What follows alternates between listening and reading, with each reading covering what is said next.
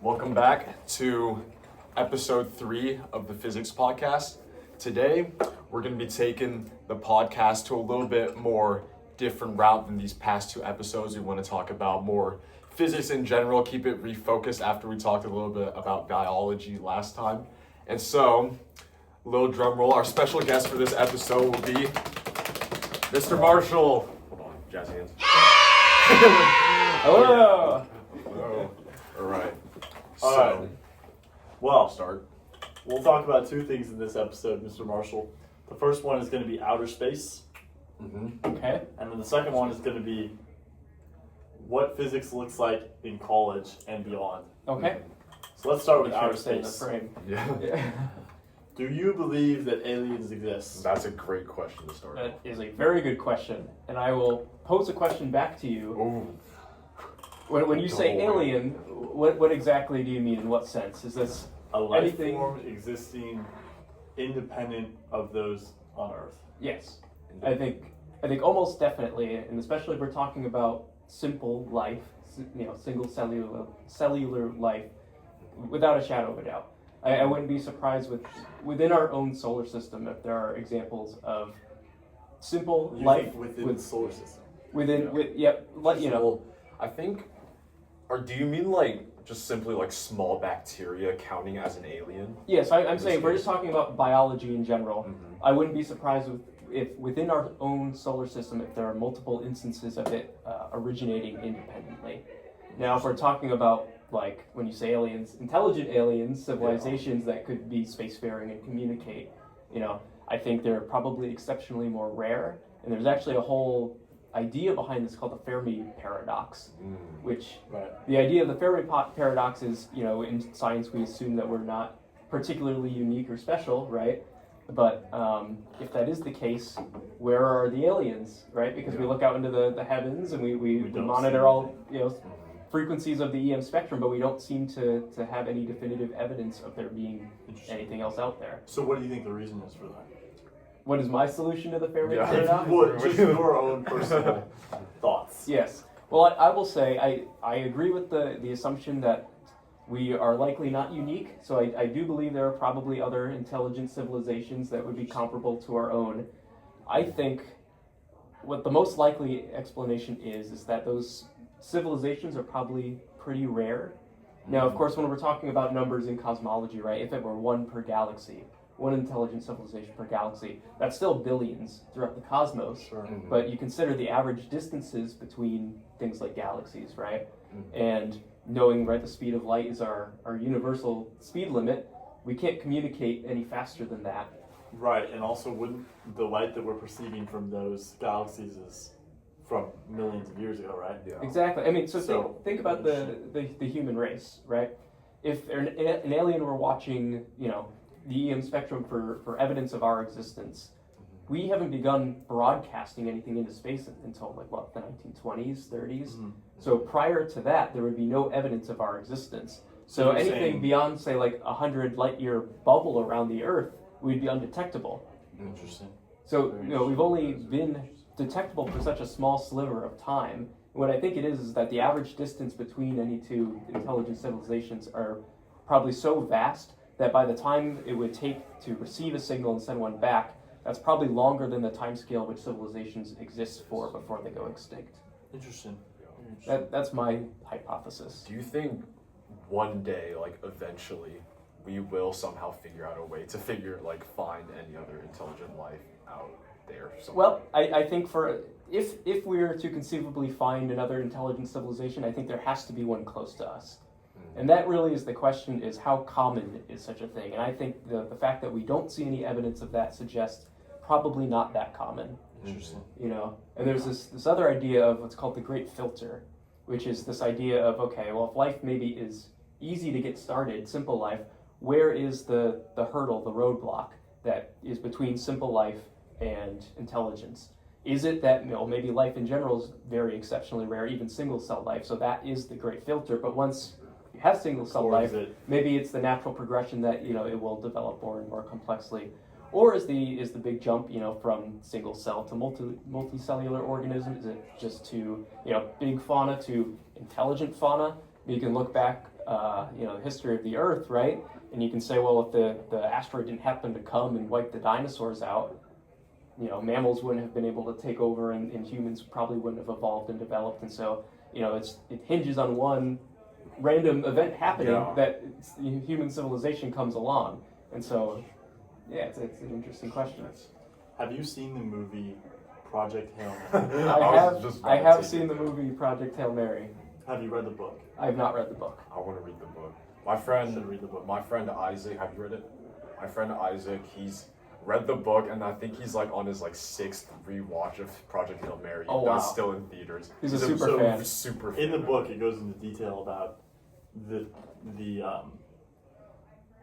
different aliens that are in it.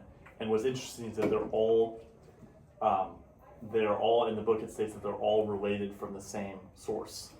I see. And so that's how life on Earth started. Was they came from some other planet? I can't remember exactly. But so that it's all from the same source, Mm-hmm. which implies that at least for that specific, thing, the theory based on that is that it is all coming from the same source, meaning only one instance of life originated, not multiple. Right. So, does that? I don't know what my question was. Well, that's it. That's interesting. And so, so, what do you think about it? yeah. Well, so there's this idea. I think it's called panspermia, which is the idea that, in the solar system, for instance, the building blocks of life, right? Like the molecules, whatever organics that could develop into amino acids, whatever, are brought, right, or exchanged between the planets via, asteroids, comets, whatever, right? And so you could have an instance of life originating, say, on one planet like Mars early in its history, and then maybe through some big impact material gets blown off, carrying some of that life or organics, deposit it on the Earth, right? And so you have similar origins. So we could be from Mars. It's possible. This is possible. And that actually is interesting too, because if you look at all biology on Earth, right, we all are very similar. For instance, right, all life we know of uses DNA, right? And so if we were to go, say, to Mars and find life, well, what are the odds it uses DNA? If it does, and we say, oh, well, this seems pretty similar to the life we have here on Earth, it's likely that we have a common origin, right? And that kind of supports maybe that panspermia theory. If it's completely alien, doesn't use DNA, well, that says, well, this is two independent origins of life. And it seems like in the Project Hail Mary universe, they subscribe to the theory Well, that... and its theory was even that it might not even be carbon-based, because we don't know what intelligent life would look like if it originates completely on its own, because it doesn't necessarily need to have the same things. Because it just needs to have some kind of autonomy. Yeah. Right? Yeah. So part of that is how do we even classify, would we even recognize intelligent life if we found it? That's a good Maybe question. we'd be too small. That's a To good see. thought. Maybe we'd be too big. Well, I think we'd see it if it was too big. We don't know. That proposes a No, we don't know. And all we could do is kind of make educated guesses and assumptions on if there is an intelligent species out there, what would they be likely to use for communication, right? And we've kind of assumed, well, probably EM radiation. If you're familiar with the Voyager spacecrafts, they carried on them was a golden record, and it had sounds from Earth and things like that. And there's a whole set of instructions on how you're supposed to read it. But of course, scientists, and there was a team led by Carl Sagan at the time, had to come up with a way, okay, well, how can we establish a language with aliens? What are they likely to share in common with us? And we said, well, probably the mathematics of physics, because right, the laws of physics should be the same everywhere. There's an argument of whether math is created or discovered, but we like to think that it's a pretty objective thing that probably aliens that were intelligent would come up with as well, At least right? Similar things. Similar ideas, right? And so it's all based actually off of it's called 21 centimeter radiation, which comes from, I think it's a hydrogen atom, the electron and the hydrogen, when it flips spin orientation, that's the radiation wavelength that gets emitted. Interesting. Mm-hmm. Very, very interesting. Well, let's move on move to on. the second topic for today, Okay. which is physics in college and beyond. Okay, So you have a master's I do. So I in physics? I have a bachelor's in physics. So I studied physics as my major Got it. in an undergrad, and I have a master's in applied physics with a specialty in optics. Interesting. Very interesting.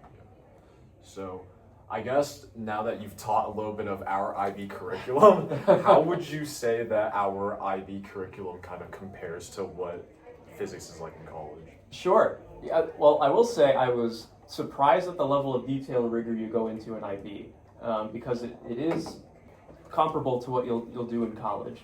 I can say a lot of the stuff we talked about, especially in the topic E that I covered, all the modern physics stuff, I was probably learning all of that for the first time my sophomore year of undergrad. Wow. Interesting. Very interesting. Yeah, so you definitely get a leg up in that sense. Really, the only thing that I think separates it out is it's all algebra based, as in they steer away from using calculus in the IB curriculum. That would be the only difference. But aside from that, all of the topics you're covering are largely the same. And then I would say once I got to like my junior year of studying physics, it starts to get a bit beyond what you would do in IB. You start to do things like advanced mechanics, like Lagrangian mechanics. You do I had an advanced E&M class. Quantum mechanics, when you get into a lot more detail than the stuff we talked about in topic E. Oh dear. But no, I mean it's definitely useful. I think if you're considering studying physics in college. I mean, doing IB in high school, you certainly get a good advantage. I mean, I didn't even take calculus in high school. I was learning it alongside Physics 1 in my first year of college. Wow. And where did you go to college? I went to Seattle U for my undergrad, and I did my master's at University of Oregon. Very interesting. I guess branching off a little bit about that, I am a little bit curious about what calculus-based physics was like. We talked a little bit about that last episode, but we honestly knew nothing about it. Okay. Well, have you? I know a lot of people in our class have taken calculus. Have you both? We're kind of, I would say, Yes, I would say. introduced to it, yeah. Okay. A lower level of calculus. Yeah. Yes. Yeah. You really don't need to get that high level for it. I mean, really, I think the difference is in like IB physics, you'll be given the equations, right? With calculus-based physics, you get to see where they come from. You derive them. A lot of them are calculus-based equations. There's a lot of relationships, like for example, velocity and acceleration, right? Acceleration is the rate of change of velocity. In mathematics, we'd call that a derivative. So if you have a function for velocity, or velocity as a function of time, and you take its derivative, you'd get the acceleration as a function of time. Same with like differential equations come up a lot. Simple harmonic motion, right? You have the equation that's like a cos theta, right, for the position of a harmonic oscillator. Right, and then That comes from just Newton's second law. That. It's a second order differential equation. Well, we weren't on the IB test. We weren't given the equation for acceleration using simple harmonic motion, but you could calculate it using derivatives. I think a few people did that. Probably did. Yes. Do that. That's it. Well, because here's the thing with algebra-based physics is you try so hard to steer away from the calculus, where usually the calculus is the most straightforward, easy way to get the solution, Sure. right? But now you're having to go through all these kind of roundabout ways of algebra to avoid doing it that way.